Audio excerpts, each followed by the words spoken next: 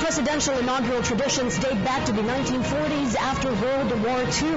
Both outgoing and incoming presidents would ride in one car on their way to the inauguration site. The Quirino Grandstand at the Luneta has been the site of most presidential swearing-in ceremonies. For more details, here's Amy Olila.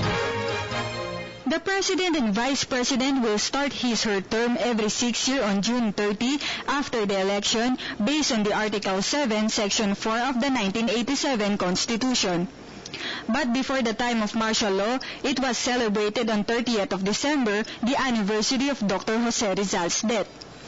The inauguration begins with the tradition of the President-elect leaving his/her home to fetch the outgoing President at Malacañang Palace.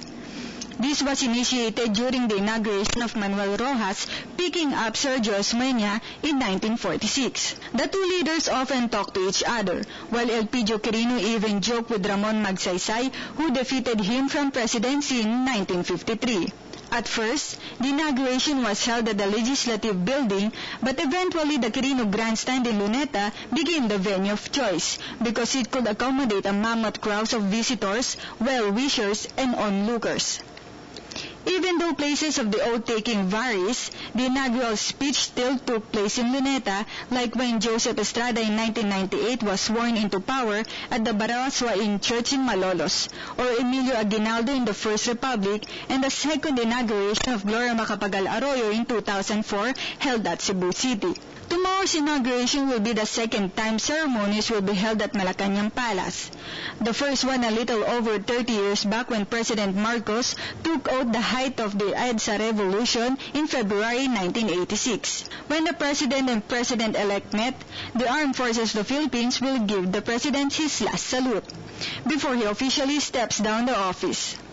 Although in 1992 Cory Aquino witnessed the transfer of power to Fidel Ramos before boarding her own car for home, the peaceful transfer of the power took place in 51 years ago in 1965.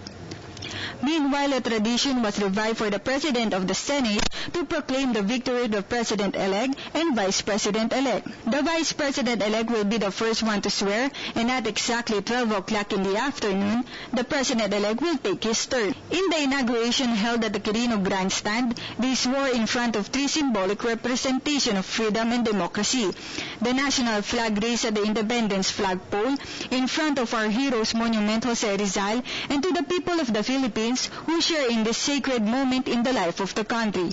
Everyone is standing. After this, there will be 21 gun salute, the sound of rifles and cannon fire along with the drum rolls, and ending in a flourish of trumpets blast. This is followed by the playing of the Mabuhay March. After that, the President will begin his or her inaugural speech, the inaugural address. In his return to the Malacañang Palace, he or she will go up the steps as a symbol of owning the palace. Just like Manuel Quezon, who first did it beaming with pride and confidence, inspired by the story of Rizal's mothers who begged to foreigners to save her son. With President Cory Aquino, the inauguration was the glory of democracy, the most solemn ritual of the peaceful transitions of power. This is an exercise in democracy of the Filipino people should celebrate. For the People's Television, Amy Olila.